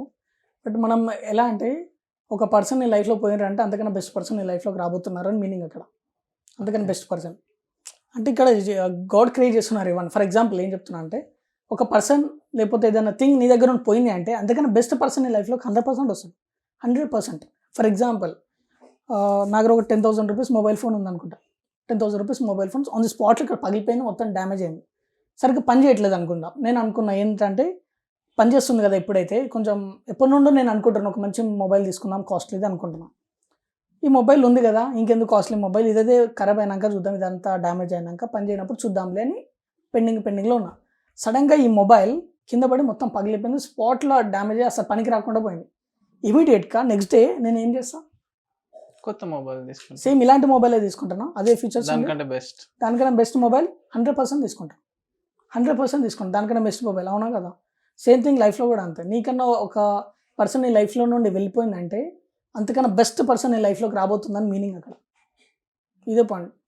ప్రతి థింగ్ మనకు జరుగుతూనే ఉంది కదా. ఫర్ ఎగ్జాంపుల్ ఇప్పుడు మొబైల్ ఫోన్ సడన్గా కింద పడి పగిలిపోయింది, నెక్స్ట్ డే ఇలాంటి మొబైల్ సేమ్ మొబైల్ అయితే కొనవు కదా. అందుకని బెస్ట్ మొబైల్ అంతకన్నా బెస్ట్ అడ్వాన్స్ ఉన్న ఫీచర్స్ ఉన్న మొబైల్ తీసుకుంటావు కదా. అంటే అక్కడనే నీకు అర్థమవుతుంది ఆఫ్టర్ ఆల్ మనం థింగ్ దగ్గరనే ఇలాంటివి చేస్తున్నప్పుడు లైఫ్లో ఎందుకు ఆబ్వియస్లీ చేస్తారు. సో మీరు అన్నది కరెక్టే. బట్ అదే అబ్బాయి ఇంకా బెస్ట్ అమ్మాయి వచ్చినప్పుడు ఈ అబ్బాయి అమ్మాయిని నమ్మలేకపోవచ్చు. బెస్ట్ అబ్బాయి నువ్వు ఎట్లా అంటున్నావు? బెస్ట్ అమ్మాయి అంటున్నా వచ్చినప్పుడు అన్నావు అంటేనే బెస్టే కదా. ఒక అమ్మాయి వచ్చింది, వీడు ఆల్రెడీ లవ్ ఫెయిల్యూర్, మళ్ళీ నమ్మాడు కదా అమ్మాయిని. నమ్మాడు, ఆబ్వియస్లీ నమ్మాడు. అప్పుడు ఆమె ట్రూగా లవ్ చేస్తుంది వీడిని. ఇంకో పర్సన్ని బెస్ట్ అనిపించినప్పుడు బెస్టే ఇంకా. ఎందుకంటే లైఫ్లో అందుకని బెస్ట్ అమ్మాయి వస్తుంది అంటున్నా. అంటే పర్సన్ సెకండ్ అమ్మాయి ఇప్పుడు మీరు అన్న క్వశ్చన్ ఏంటి, ఫస్ట్ ఒక అమ్మాయి ఫెయిల్ అయిన తర్వాత లవ్ ఫెయిల్యూర్ అయిన తర్వాత నెక్స్ట్ అంత ఇంకో అమ్మాయి వస్తే నమ్మడు అంటున్నావు కదా. సో ఈ పర్సన్ నమ్మకపోతే నమ్మట్లేదు అంటే సేమ్ అలాంటి అమ్మాయి కావచ్చు. ఈ అబ్బాయికి బెస్ట్ అనిపిస్తుంది అంటే బెస్ట్ ఇంకా. అంటే వాళ్ళకి తెలుసు అమ్మాయి అని సైడ్ తెలుసు, ఏంటంటే పాత అమ్మాయిని చూశాడు కాబట్టి సెకండ్ అమ్మాయిని కూడా చూశాడు కాబట్టి ఆమెకన్నా ఈమె బెస్ట్ అంటున్నాడు అంటే ఆమెకన్నా బెస్టే కదా. మీ క్వశ్చన్లో ఆన్సర్ ఉంది అక్కడ. సో ఇట్లనే సూసైడ్ అటెంప్ట్స్ చేసుకుంటున్నారు చాలా మంది లవ్ ఫెయిల్యూర్ అని చెప్పేసి, వాళ్ళకి ఏం చెప్తారు? సింపుల్ థింగ్ అది సూసైడ్ అటెంప్ట్ అనేది. అదే చెప్తున్నా, లైఫ్లో ఇప్పుడు కూడా ఒకటి పోయింది అంటే లైఫ్లో అందుకని బెస్ట్ లైఫ్ రాబోతుందని మీనింగ్. ప్రాబ్లమ్స్ వచ్చినోడే లైఫ్లో సక్సెస్ అవుతాడు. నీకు ఎంత పెద్ద ప్రాబ్లం వస్తుందో అంత తొందర సక్సెస్ అవుతావు అని మీనింగ్ అలా. నీ ప్రాబ్లం లేను, ఫర్ ఎగ్జాంపుల్ నేను డైలీ మార్నింగ్ గాడ్ని ప్రే చేస్తాను, నాకు ప్రాబ్లమ్స్ ఇవ్వు దేవుడా, నాకు ప్రాబ్లమ్స్ కావాలని. ఎందుకంటే ప్రతి ప్రాబ్లంకి సొల్యూషన్ ఉంటుంది. సొల్యూషన్ లేదు ఏ ప్రాబ్లం ఉండదు. ఏదో ఒక దగ్గర అయితే దారి ఉంటుంది. సో ప్రాబ్లమ్స్ ఎంత పెద్ద ప్రాబ్లం వస్తావో నువ్వు అంత స్ట్రాంగ్ అవుతావు ప్లస్ అంత సక్సెస్ అవుతావు. ఏ ప్రాబ్లం లేనోడు ఎవడు ఉండడు ప్రపంచంలో. సో ఎంత పెద్ద ప్రాబ్లం వస్తుందో అంత హ్యాపీగా ఫీల్ గాను. థ్యాంక్స్ చెప్పు గాడ్కి, థ్యాంక్స్ చెప్పు. ఓకే. కొంతమంది ఉంటారు గాడ్ అంటే దేవుని అంటే దేవుని పైన వదిలేస్తారు, ఇంకా దేవునికి చెప్పేసినా నాకు సక్సెస్ వస్తుందని. అట్లాంటివి నమ్మొచ్చా? 100% నమ్మొద్దు. దేవునికి వదిలేసి ఏం చేస్తాడు దేవుడు? దేవుళ్ళు అనేది సంథింగ్ బ్లెస్సింగ్స్ ఉంటాయి, లైక్ ప్రే చేయి, బ్లెస్సింగ్స్ ఉంటాయి తప్ప నీకు వాళ్ళు వచ్చి ఏం చేయరు. నేను ఏం రాయను, నాకు మొత్తం బుక్ పెట్టాలంటే దేవుడు వచ్చి రాయాడు కదా ఎగ్జామ్ ఇది, నువ్వు రాస్తావు, రాసిన దానికి జస్ట్ బ్లెస్సింగ్స్ ఉంటాయి అంతే తప్ప ఏది ఉండదు అక్కడ. అది నమ్మి వేస్ట్, అలాంటివి నేను నమ్మను. ఓకే. కొంతమందికి విపరీతంగా కోపం వస్తుంటుంది, ఫోన్స్ పలగొడతారు, ఇంట్లో గిన్నెలు ఎత్తేస్తుంటారు, ప్రతి దానికి చిరాకు ఉంటుంది. అట్లాంటి వాళ్ళు ఎట్లా కంట్రోల్ అవ్వచ్చు? అలాంటి వాళ్ళు కంట్రోల్ అవ్వడం అంటే మెడిటేషన్ చేయడం బెస్ట్ థింగ్. మెడిటేషన్ అని చెప్తాను నేనైతే.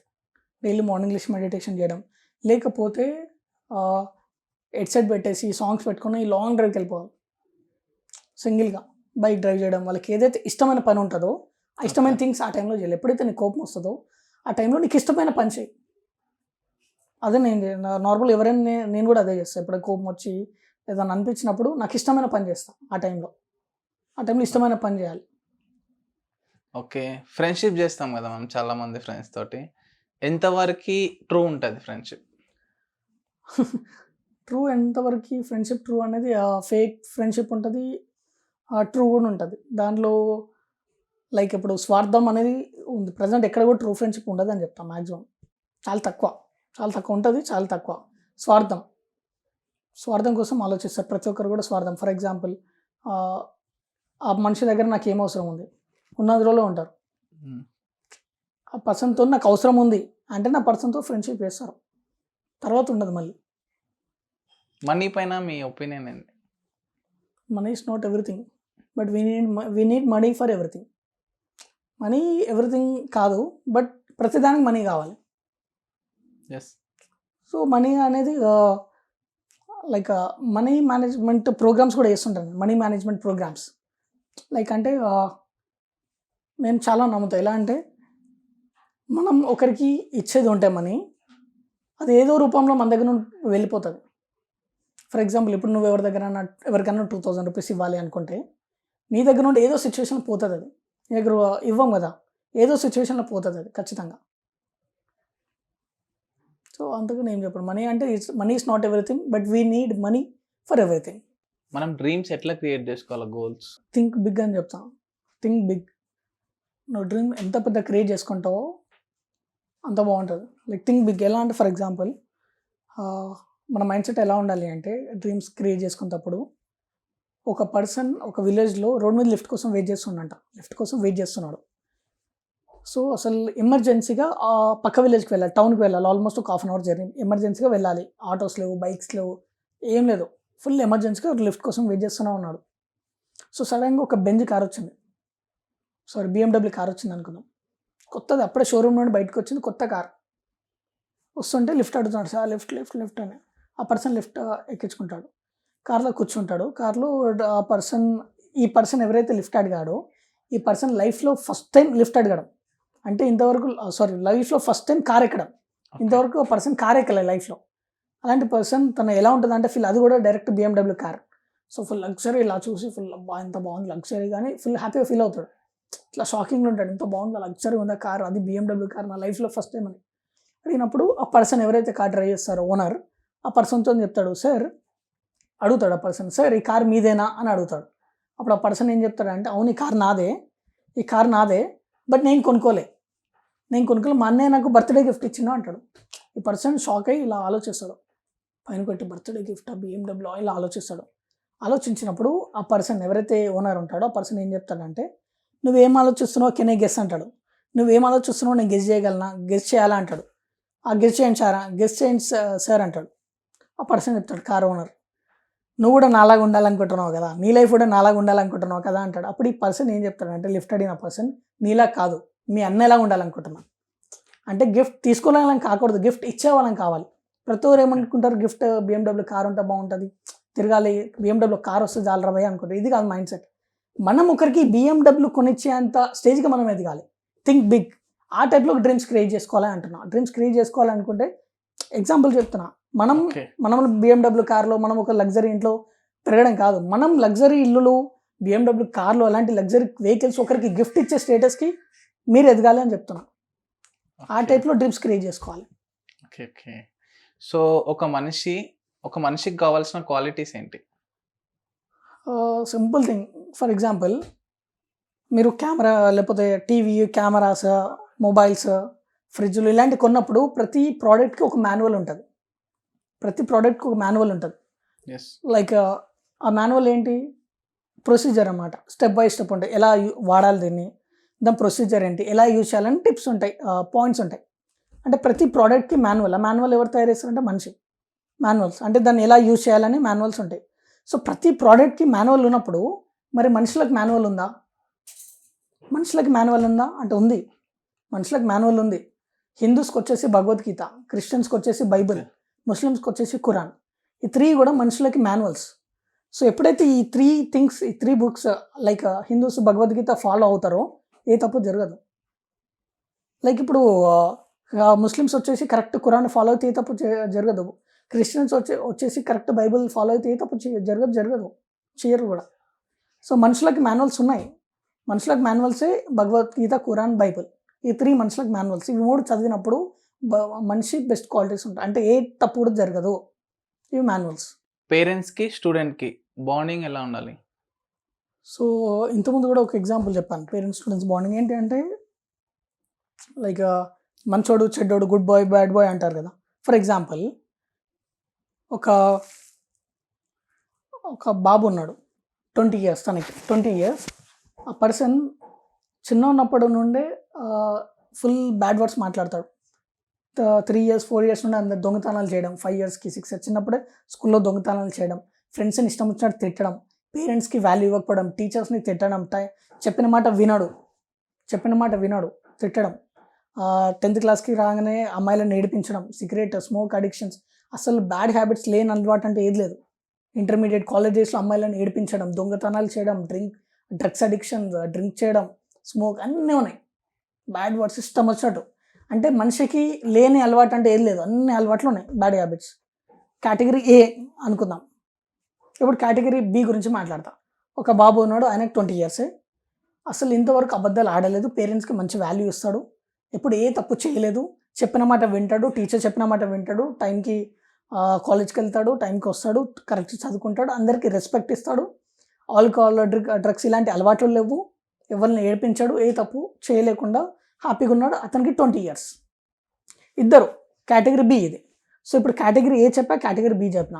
దీనిలో ఎవరు గుడ్ బాయ్ అంటావు, ఎవరిని బ్యాడ్ బాయ్ అంటావు? బి అనేటోడు గుడ్ బాయ్, బ్యాడ్ ఏ బాయ్ అనేటోడు బ్యాడ్ బాయ్. ఎందుకు? ఏ అన్న పర్సన్ ఎందుకు బ్యాడ్ బాయ్ అను? అన్ని అలవాట్లు ఉన్నాయి, గలీజ్ మాటలు మాట్లాడతారు, అట్లా లేని అలవాటు ఏది లేదు, డ్రగ్స్, సిగరెట్లు, స్మోక్, అన్న అబద్ధాలు, కొట్టడం అందరి. కాబట్టి బ్యాడ్ బాయ్ అనడానికి రీజన్ ఉంది. ఎస్. ఏ అనే పర్సన్ బ్యాడ్ బాయ్ అనడానికి రీజన్ ఉంది ఇక్కడ. ఓకే. బి అనే పర్సన్ గుడ్ బాయ్ అనడానికి రీజన్ ఏముంది? మంచోడు, నీట్గా బిహేవ్ చేస్తాడు అందరితో. ఇదే మనం చేసే తప్పు, ఇదే మన పేరెంట్స్ చేసే తప్పు, ఇదే మనం చేసే తప్పు, ఇదే. ఏ అనే పర్సన్ని బ్యాడ్ బాయ్ అనడానికి రీజన్ ఉంది. ఎందుకు? తప్పుగా బిహేవ్ చేశాడు, డ్రగ్స్ అలవాట్లోనే, స్మోక్, ఎవ్రీథింగ్ ఉంది కాబట్టి బ్యాడ్ అనడానికి రీజన్ ఉంది. బి అనే పర్సన్ గుడ్ పర్సన్ అనడానికి రీజన్ ఎక్కడ ఉంది? అక్కడ ఒక మనిషి నువ్వేమో ఏం తప్పు చేయడు, స్మోక్, డ్రగ్స్ ఇలాంటి అడిక్షన్స్ లేవు, అబద్ధాలు ఆడాడు, కాబట్టి good boy. Actual good boy ఎందుకన్నా? అసలు మనిషి ఉండాల్సిందే అలా కదా. పాయింట్ అర్థమవుతుందా? మనిషి ఉండాల్సిన క్వాలిటీ అది, ఒక మనిషి ఉండాల్సిన క్వాలిటీ అది కదా. బట్ దాన్ని గుడ్ బాయ్ అనడానికి రీజన్ ఏంటి? ఫర్ ఎగ్జాంపుల్ అబ్బా, ఇప్పుడు ఈ సోఫా ఉంది, సోఫాలో నేను కూర్చున్నా, నా వెయిట్ ఆపుతుంది, నేను సోఫాలో కూర్చున్నా, అలాంటి గుడ్ సోఫా, బెస్ట్ సోఫా అనాలి అది? ఎందుకు? దీని క్వాలిటీ ఇది కదా, దీని డ్యూటీ ఇది. ఇప్పుడు నువ్వు ఆ చైర్లో కూర్చున్నావు, బెస్ట్ చైర్ అని నువ్వు ఏమైనా దాని సర్టిఫికేట్ ఇస్తావా? ఎందుకు ఎందుకు ఇస్తావు? ఆ చైర్ క్వాలిటీ అది కదా. నువ్వు చైర్లో కూర్చున్నావు, ఆ చైర్ ఉన్నదే కూర్చోడానికి. పాయింట్ అర్థమవుతుంది. ఇక్కడ మనిషి కూడా ఏ అనడానికి రీజన్ ఉంది. నువ్వు ఏమైనా పర్సన్ బ్యాడ్ బాయ్ అన్నావు ఎందుకంటే తప్పు బిహేవ్ చేస్తాడు, అమ్మాయిని నడిపిస్తాడు, డ్రగ్స్, సిగరెట్స్, అబద్ధాలు, కొట్టడం, అన్ని బ్యాడ్ హ్యాబిట్స్ ఉన్నాయి కాబట్టి బ్యాడ్ బాయ్ అనడానికి రీజన్ ఉంది. ఇక్కడ నువ్వు గుడ్ బాయ్ అనడానికి రీజన్ ఏముంది? అసలు మనిషి ఎలా ఉన్నాడో అలా ఉన్నాడు, దాన్ని గుడ్ బాయ్ ఎందుకన్నా? మనం మంచి పని చేసినా, మన దేశానికి సేవ చేసినా, ఏమన్నా ఏం సేవలు చేయలే. నేను చెప్పిన పాయింట్స్లో ఏమైనా సేవ చేసినా అని చెప్పినా? మరి ఎందుకు గుడ్ బాయ్ అన్నావు? పాయింట్ అర్థమవుతుందా? అసలు మనిషి ఉండాల్సిన క్వాలిటీస్ అది, దాన్ని గుడ్ బాయ్ అనడానికి రీజన్ ఏంటి? పాయింట్ అర్థమైందా నీకు? ఇప్పుడు ఈ ఫోన్ ఉంది, ఈ ఫోన్ నాకు ఫోన్ చేస్తే కాల్స్ పోతే మాట్లాడుతూ చాటింగ్ చేసుకుంటూ అన్నీ ఉంటాయి, అలా అని చెప్పి బెస్ట్ మొబైల్ అనాలి? అదని మొబైల్ కొన్నదే దానికి, మొబైల్ క్వాలిటీసే అది, మొబైల్ డ్యూటీ అది. పాయింట్ అర్థమవుతుందా? బుక్ ఉంది రాయడానికి, చింపడానికి, గేమ్స్ ఆడుకోవడానికి కాదు, రాయడానికి. ఆ చైర్ ఉంది కూర్చోడానికి, కెమెరా ఉంది రికార్డ్ చేయడానికి, దాని డ్యూటీ సార్ చేసుకుంటూ వెళ్తున్నాం. మనిషి కూడా సేమ్ థింగ్, మనిషి ఎలా ఉండాలో అలా ఉన్నాడు, దానికి గుడ్ బాయ్ అనడానికి రీజన్ ఏంటి? సో నేను అందుకే ఇంతకుముందు ఎగ్జాంపుల్ కూడా చెప్పాను. ఒక పర్సన్ స్టూడెంట్ బాబుకి వెళ్ళి అరే ఆయిల్ ప్యాకెట్ తీసుకురారా ఇంటికి అంటే, నేను తీసుకురానంటే నువ్వు గుడ్ బాయ్ తీసుకురా అంటారు. గుడ్ బాయ్ ఎందుకు ఇక్కడ గుడ్ అంటున్నావు? పాయింట్ అర్థమవుతుందా? అనాల్సిన రైట్ ఏమో, దేశానికి సేవ చేసిండా? మరి ఏం చేసిండని వాని డ్యూటీ వారు చేసిండు. ఇప్పుడు నువ్వు డైలీ ఆఫీస్కి వచ్చి వర్క్ చేసుకుంటుంటే మీ ఎంప్లాయీస్ ఏమన్నా, మీ ఓనర్ బాసెస్ లేకపోతే మీ మేనేజర్స్ ఏమైనా ఎక్కువ శాలరీ అయితే ఇయ్యరు కదా. అరే మంచిగా డైలీ వచ్చి డ్యూటీ వేసింటాను, అదే శాలరీ కదా ఇచ్చేది. గుడ్ బాయ్ కూడా మంచిగా అని చెప్పారు కదా. మంచి వర్క్ చేస్తే లైక్ అందుకని ఇంకా ఎక్కువ బెస్ట్ వర్క్ చేస్తే మంచి వర్క్ చేసి అంటారు. ఇచ్చిన వర్క్ చేస్తే ఎందుకంటారు? సో బాండింగ్ అర్థమైంది. ఎక్కడైనా పేరెంట్స్ అర్థం చేసుకోవాలి బాండింగ్ ఎలా ఉండాలి అని. ఓకే. సో ఎప్పుడు కూడా వాళ్ళు చెప్పేది ప్రతి మాట వినండి. పిల్లలు చెప్పిన ప్రతి మాట వినడానికి ట్రై చేయండి. ఐదర్ నెగిటివ్ ఆర్ పాజిటివ్ వినడానికి ట్రై చేయండి. ఇక్కడ ఇంకొక స్టోరీ చెప్తా. ఒక స్టూడెంట్ ఒక రోజు ఒక టీచర్ క్లాస్లో ఎగ్జామ్ పెట్టిందంట స్టూడెంట్స్కి. ఏంటంటే ఎస్ఏ రైటింగ్. సో మీరందరు పిల్లలు మీరు పెద్ద అయినాక ఏం అవుదాం అనుకుంటున్నారు, ఎందుకు అవుదాం అనుకుంటున్నారు అన్నీ రాయాలని చెప్పింది. సో అందరు రాశారు. పేపర్స్ తీసుకొని ఇంటికి వచ్చింది.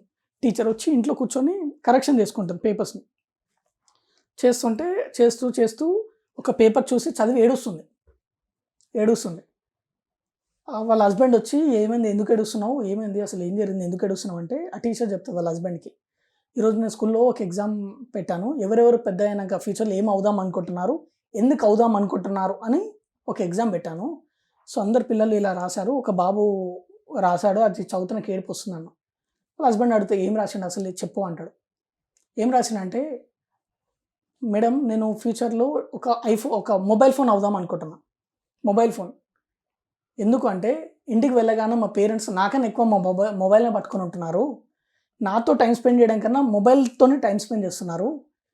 నేను ఎప్పుడైనా మాట్లాడడానికి వెళ్తే లేకపోతే మా ఫాదర్తో మదర్తో టైం స్పెండ్ చేస్తుంటే తింటుంటే ఫోన్ రాగానే ఫోన్ పట్టుకొని వెళ్ళిపోతున్నారు. నేను మా ఫాదర్తో ఏమైనా కాసేపు టైం స్పెండ్ చేద్దామంటే మా ఫాదర్కి ఏమైనా ఫోన్ రాగానే వెళ్ళిపోతాడు, ఏమైనా మెసేజ్ చేస్తాడు, సంథింగ్. ఎప్పుడు చూసినా చేతిలో మొబైల్ ఉంటుంది. మార్నింగ్ లేవగానే ఫస్ట్ మా డాడీ మొబైల్ ఫోన్ పట్టుకుంటున్నాడు, నైట్ పడుకున్నప్పుడు మొబైల్ ఫోన్ పట్టుకుంటున్నాడు, అప్పుడప్పుడు కార్ డ్రైవింగ్ చేస్తున్నప్పుడు మా మమ్మీ మొబైల్ ఫోన్ పట్టుకొని ఉంటుంది, ఇంటి నుండి రాగానే మొబైల్ ఫోన్ పట్టుకుంటారు, ప్రతి దానికి మొబైల్ ఫోన్ పట్టుకొని ఉంటున్నారు. అంటే నాకన్నా ఎక్కువ వాల్యూ మొబైల్కి ఇస్తున్నారు, కాబట్టి నేను మొబైల్ ఫోన్ అవుదాం అనుకుంటున్నా అంట. సో టీచర్ వాళ్ళ హస్బెండ్ ఏం చేస్తారంటే, అది రాసింది ఎవరు అసలు, ఆ బాబు ఎవరు రాసింది అంటే ఆ టీచర్ అంటది, ఎవరో కాదండి ఇది మన కొడుకే రాసింది అంటే. పాయింట్ అర్థమైందా? అంటే ఇక్కడ అర్థం చేసుకోవాలి పేరెంట్స్ పిల్లలతో బాండింగ్ ఎలా ఉండాలి. వాళ్ళు చెప్పిన మాట ఫస్ట్ వినడానికి ట్రై చేయండి.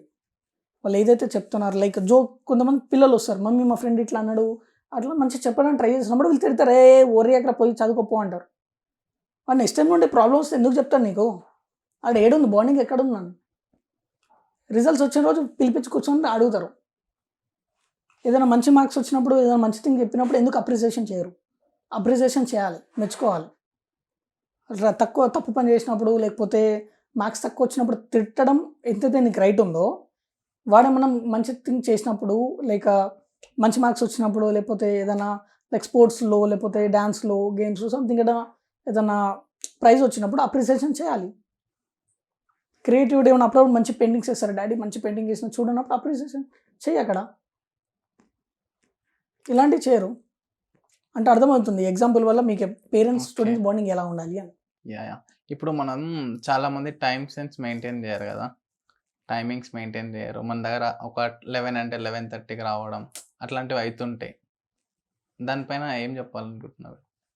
లేజినెస్ అది. అలాంటి ఒకటే చెప్తాను, నిజంగా నీకు అంత పిచ్చి ఉంటే కరెక్ట్ ఆన్ టైం కాడ ఉంటావు. నిజంగా నీకు అంత పిచ్చి ఉంటే do it with passion or don't do it all అంట. నేను అది ఓపెన్ చెప్తాను, do it with passion or don't do it all. చేస్తే పిచ్చి పట్టి చేయ, లేకపోతే చేయకు. నీకు నిజంగా పిచ్చి పడితేనే చేయ, లేకపోతే చేయకు. ఇంతకుముందు ఎగ్జాంపుల్ చెప్పాను, ఎడిసన్ బల్బుని కనిపెట్టాలని ఎవరైనా చెప్పారా, కనిపెట్టు నీకు బల్బుని కింద కోట్లు ఇస్తా అని. ఎందుకు కనిపెట్టాడు? పిచ్చి, something I want create something, నేను ఏదో ఒకటి చేయాలి, క్రియేటివిటీతో చేశాడు. పిచ్చి పడి చేసిండు. అక్కడ ఎవరు శాలరీ ఇవ్వలే చేసినందుకు, ట్రై చేసినందుకు కూడా ఎవరు జీతాలు ఇవ్వలే నాకు. బట్ ట్రై చేసాడు, ఏదో ఒకటి చేయాలని ట్రై చేసాడు. క్రియేటివిటీ పిచ్చి పడి చేసాడు. ఫర్ ఎగ్జాంపుల్ ఇప్పుడు చెప్తా, మహేంద్ర సింగ్ ధోని, సచిన్ టెండూల్కర్ అంటే ఏం గుర్తొస్తుంది నీకు? క్రికెట్ అనగానే సచిన్ టెండూల్కర్ గుర్తొస్తుంది. సచిన్ టెండూల్కర్కి ఏమన్నా క్రికెట్ అంటే ఎవరైనా చెప్పిన క్రికెట్ గాను మంచి ఆడతామని? సచిన్ టెండూల్కర్ క్రికెట్ ఆడడానికి రీజన్ ఏంటంటే పిచ్చి పట్టి చేసాడు. సచిన్ టెండూల్కర్కి క్రికెట్ అంటే ఇష్టం కాదు, ఇంట్రెస్ట్ కాదు, పిచ్చి. అందుకే ఈరోజు అతను క్రికెటర్, గాడ్ ఆఫ్ క్రికెటర్ అని మాట్లాడుకుంటున్నాం. ఎంతోమంది ఉన్నారు అట్లా. మహేంద్ర సింగ్ ధోని క్రికెట్ అంటే ఇంట్రెస్ట్తోని ఇష్టంతో రాలే, పిచ్చి పట్టి వచ్చాడు. ప్రతి ఒక్క స్పోర్ట్స్ పర్సన్ అయినా కూడా ఎంతోమంది అయినా చేస్తే పిచ్చి పట్టి చేయండి. నీకు పని ఇష్టం ఉంటే జస్ట్ టైంపాస్కి ఏదో శాలరీ వస్తుంది కదా, లేకపోతే నాకు ఎవరో చెప్పారు వర్క్ ఇచ్చింది నేను చేయాలని కాదు, నీకు నిజంగా పిచ్చి పట్టి చేయి. చేసినోడు ఎప్పుడు లేట్ రాడు. మరి నువ్వు అన్న క్వశ్చన్కి ఇది ఎగ్జాంపుల్. నువ్వు అన్న కదా లేట్ వస్తారు లేజీ అంటే, నిజంగా వానికి అంత ఇంట్రెస్ట్ ఉంటే ఆన్ టైం కాడు ఉంటాడు. ఇప్పుడు కొంతమంది షార్ట్ ఫిలిమ్స్ చేస్తుంటారు, లేకపోతే సినిమా యాక్టర్స్ ఉంటారు. వీళ్ళందరూ నైట్ షూట్ 4:00కి 3:00 షూట్ అంటే ఆన్ టైం ఆడుంటాడు. నేను ఉంటాను, నాకు తెలియదు, నేను పెద్ద తోపు సెలబ్రిటీ, నేను 9కి ఉంటాను, అప్పుడే షూట్ పెట్టారంటే వాడు అడగొచ్చు, మనకి అడిగే రైట్స్ ఉన్నాయి. యాజ్ అ సెలబ్రిటీగా వాళ్ళకి అడిగే రైట్స్ ఉన్నాయి. బట్ అడుగుతారా? 3:00 రా అని డైరెక్టర్, ప్రొడ్యూసర్ చెప్తే ఆన్ టైం కాడ ఉంటారు. ఎందుకంటే వాళ్ళకి సినిమా ఇండస్ట్రీ అంటే పిచ్చి. షార్ట్ ఫిల్మ్ చేస్తారు చాలామంది. అలాగే షార్ట్ ఫిల్మ్ చేస్తే డబ్బులు ఇస్తా, ఇన్ని లక్షలు ఇస్తాను ఫిలిం నాకు ఇవ్వు అంటారా? అయినా కూడా వాళ్ళు చేస్తుంటారు టైంపాస్కి వాళ్ళు చేస్తుంటారు, వాళ్ళు డబ్బులు పెట్టుకొని. ఎందుకు? పిచ్చితనం అది. పిచ్చబడి చేస్తున్నారు వాళ్ళందరూ కూడా. ఆ పిచ్చితనం ఉండాలి. నిజంగా పిచ్చితనం ఉంటే ఆన్ టైంకి వస్తాడు. ఇప్పుడు నువ్వు అన్న క్వశ్చన్ లేట్ వస్తారంటే వాళ్ళు ఇంట్రెస్ట్తో చేయనట్టు, అది చేయకండి, వదిలేయండి. నిజంగా లేట్ వస్తే వదిలేసి ఆ ఫీల్డ్ని వదిలేసి. ఎందుకంటే దాని మీనింగ్ నీకు ఇష్టం లేదు అని మీనింగ్ అలా. సమ్ టైమ్స్ లేట్ అవుతాయి బై మిస్టేక్లా, వాటికి నో ప్రాబ్లం. బట్ లేట్ వస్తున్నట్టు దాని రీజన్ ఇదే, లేజినెస్ ఉంది అంటే ఆ ఫీల్డ్ మీద లేజినెస్, లైక్ లేజీగా తయారవుతున్నాడు అంటే దానికి ఇంట్రెస్ట్ లేనట్టు మీనింగ్ అలా. ఓకే, మీరు ఈ సొసైటీకి ఏం చెప్పాలనుకుంటున్నారు? రైట్, ఒకటే థింగ్, మనిషి పుట్టినప్పుడు అంటే బతుకున్నప్పుడు కన్నా చనిపోయినాక వాల్యూ ఇస్తారు. కొందరికైతే అంటే ఇస్తారు, అంటే వాల్యూ ఇస్తారు. అంటే బతుకున్న రోజులు తిడతాం, చనిపోయినాక అరే మంచోడు అని చెప్పుకునే మాటలు సిచ్యువేషన్స్ ఉంటాయి. కొన్ని సందర్భాల్లో బతుకున్నప్పుడు అన్నీ చేయాలి, చచ్చినాక నువ్వేం చేసేది లేదు. ఎప్పుడు చచ్చిపోతామో ఎవరికి తెలియదు. మనం రేపు మార్నింగ్ చచ్చిపోవచ్చు, ఈరోజు నైటే చచ్చిపోవచ్చు. నేను డైలీ మార్నింగ్ లేవగానే ఫస్ట్ గాడ్కి మొక్కుతా. ఎందుకంటే సర్వే ప్రకారం కొన్ని lakhs of people daily night నిద్రలో చచ్చిపోతారు. ఆ ల్యాక్లో నేను లేను అని గాడ్ని ప్రే చేస్తాను. థ్యాంక్ యూ గాడ్, నాకు 1 డే ఎక్స్ట్రా ఇచ్చినావు అని. మళ్ళీ నెక్స్ట్ డే మళ్ళీ డైలీ మార్నింగ్ లేచి ప్రే చేస్తాను, 1 డే నాకు ఎక్స్ట్రా ఇచ్చినావు, థ్యాంక్ యూ గాడ్ అని. ఎందుకంటే ఎవడు ఏ టైంలో చచ్చిపోతాడో ఎవరికి తెలియదు. సో బతుకున్న రోజుల్లో ఏదో ఒకటి సాధించాలి. బతుకున్నప్పుడు గుర్తుపెట్టుకో, each and every second is important. బతుకున్నప్పుడు ఏదో ఒకటి చేయాలి. ఫర్ ఎగ్జాంపుల్, ఒక స్ట్రీట్లో ఏ అండ్ బి అనే పర్సన్ ఇద్దరు నడుచుకుంటూ వెళ్తున్నారు. ఫుల్ వర్షం పడుతుంది, ఫుల్ వర్షం. ఏ అండ్ బి ఇద్దరు పర్సన్ నడుచుకుంటూ వెళ్తున్నారు. అసలు కింద బురద ఉందన్నమాట, అసలు నడవడానికి రావట్లేదు. స్లిప్పర్స్ వేసుకొని వెళ్తున్నారు, నడవడానికి రావట్లేదు. ఫుల్ వర్షం, కింద మొత్తం బురద ఉంది. నడవడానికి స్లిప్పర్స్ నడుస్తుంటే జారిపోయి కింద పడుతున్నారు. స్లిప్పర్స్ నడవలేం బురదలో. సో నడుచుకుంటూ వెళ్తుంటే బి అనే పర్సన్ షూస్ వేసుకొని ఉంటాడు, ఏ అనే పర్సన్ స్లిప్పర్స్ వేసుకొని ఉంటాడు. సో అదే స్ట్రీట్లో వాళ్ళ ఫ్రెండ్ ఉంటాడు, బి అనే పర్సన్ వాళ్ళ ఫ్రెండ్ ఇంకో పర్సన్ ఉంటాడు. వాళ్ళ ఇంటికి వెళ్ళేసి ఏ అనే పర్సన్ చెప్పులు ఇచ్చేసి, అరే మా ఫ్రెండ్కి చెప్పులు రా, బురదలో నడవలేకపోతున్నా, తెగిపోయింది, ఇది మీ ఇంట్లో పెట్టుకో, మీ వరాండాలో పెట్టేస్తున్నా, రేపు మార్నింగ్ వచ్చి తీసుకెళ్తా అంటే ఎవరైనా నో అంటారా? ఎవరు నో అన్నారు? సరే పెట్టేసుకో, రేపు వచ్చి తీసుకెళ్ళరా అంటారు. సేమ్ సిచ్యువేషన్ ఏ బి అనే పర్సన్ ఇద్దరు నడుచుకుంటూ వెళ్తుంటే, ఏ అనే పర్సన్ అదే స్ట్రీట్లో నడుచుకుంటూ వెళ్తుంటే ఏ అనే పర్సన్ చనిపోయాడు.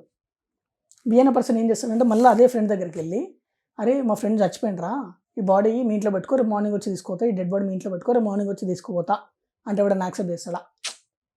అంటే పాయింట్ ఇక్కడ అర్థమైందా? తెగిపోయిన చెప్పులకి ఇచ్చే వాళ్ళు కూడా చచ్చిపోయినాక ఒక మనిషికి ఇవ్వరు. అర్థమవుతుందా పాయింట్? బురద పట్టి తెగిపోయిన చెప్పులకి ఇచ్చే వాళ్ళు కూడా చనిపోయినాక మనిషికి ఇవ్వట్లేదు ఇక్కడ. అంటే దాని పాయింట్ ఏంటి? బతుకున్నప్పుడే నువ్వు ఏదో ఒకటి సాధించు, చచ్చిపోయినాక నువ్వేం పీకేది లేదా, ఏం ఉండదు. బతుకున్నప్పుడు నువ్వు ఏదో ఒకటి చేయాలి. ఏ రోజు చచ్చిపోతావు ఎవరికి తెలియదు. నువ్వేం చేసినా బతుకున్న రోజులే. సో ఇది మాత్రం ఫైనల్గా చెప్తా. సో ఇంత తక్కువ ఏజ్లో మీరు ఎన్ని చేశారు కదా, సో లాస్ట్ 5 yearsలో మీ బెస్ట్ మూమెంట్ ఏంటి? బెస్ట్ మూమెంట్ అంటే తెలంగాణ యూత్ ఐకాన్ అవార్డ్ తీసుకున్నా, అది best moment from Sabitha Indra Reddy, education minister Telangana. అది one of the best moment నా లైఫ్లో. At the age of 23, 2 years back. అది 23లో నాకు అవార్డు రావడం, ప్లస్ వాళ్ళతోనే లైక్ నా గురువులతో అదే స్టేజ్ మీద నేను ఈక్వల్ ట్రైనర్గా ఉండడం, లైక్ ఈక్వల్ స్పీకర్గా వాళ్ళతో నేను ఉండడం. లైక్ ఆ ప్రోగ్రామ్కి ఏంటంటే కందుకూరులో జరిగింది. కందుకూరు హైదరాబాద్ అవుట్స్కట్స్లో ఉంటుంది. కందుకూరులో జరిగింది program, one of the biggest program నా లైఫ్లో. అది లైక్ ఆల్మోస్ట్ 7,000 స్టూడెంట్స్ ఉన్నారు, 7,000 స్టూడెంట్స్. ఆ రోజు ఏంటంటే నేను గెస్ట్గా వెళ్ళి ఆ ప్రోగ్రామ్కి, సబితా ఇంద్రారెడ్డి గారు ప్లస్ అంటే నా గురువులు వేణు కళ్యాణ్ గారు, బిఆర్ షఫీ గారు, వాళ్ళతో పాటు నేను కూడా అదే స్టేజ్లో మాట్లాడడం నాకు ఒక బెస్ట్ మూమెంట్. అంటే గురువుల పక్కన కూర్చొని నేను కూడా స్పీకర్గా గెస్ట్గా వచ్చానంటే నా లైఫ్లో బెస్ట్ మూమెంట్. అండ్ నాకన్నా ఎక్కువ హ్యాపీ వాళ్ళు ఫీల్ అయ్యారు. వేణు కళ్యాణ్ సార్ చాలా హ్యాపీ ఫీల్ అయ్యాడు. ఎందుకంటే నా స్టూడెంట్, తనకు ఫీల్ ఉంటుంది కదా, నా స్టూడెంట్ నాతో ఈక్వల్ ఆ స్టేజ్ షేర్ చేసుకున్నాడు అంటే వాళ్ళకి హ్యాపీ. ఆ రోజు నేను చాలా హ్యాపీ. సో అదే నాకు పెద్ద పెద్ద గిఫ్ట్, అంటే పెద్ద అవార్డు అదే అనుకుంటాను నేను. అదే ప్రోగ్రామ్కి నాకు తెలంగాణ యూత్ ఐకాన్ అవార్డు తీసుకున్నాను ఫ్రమ్ సబితా ఇంద్రారెడ్డి గారు, ఎడ్యుకేషన్ మినిస్టర్. ఓకే వినోద్ గారు, మాకు టైం ఇచ్చినందుకు చాలా థ్యాంక్ యూ. ఇంత ఇంత తక్కువ టైంలో ఇంత ఎక్స్ప్లెనేషన్ ఇచ్చారు మాకు. సో ఇది గైస్ ఈరోజు బొడ్డు వినోద్ గారితో ఇంటర్వ్యూ. సో ఇతని వీడియోస్ కూడా చాలా మీకు మోటివేషనల్ వీడియోస్ కావాలంటే మీకు యూట్యూబ్లో ఉంటాయి, బొడ్డు వినోద్ కుమార్. హాయ్ గైస్, నేను మీ Vinod Kumar Boddu, life coach. So please do subscribe for P24 channel and like, share and subscribe. Thank you.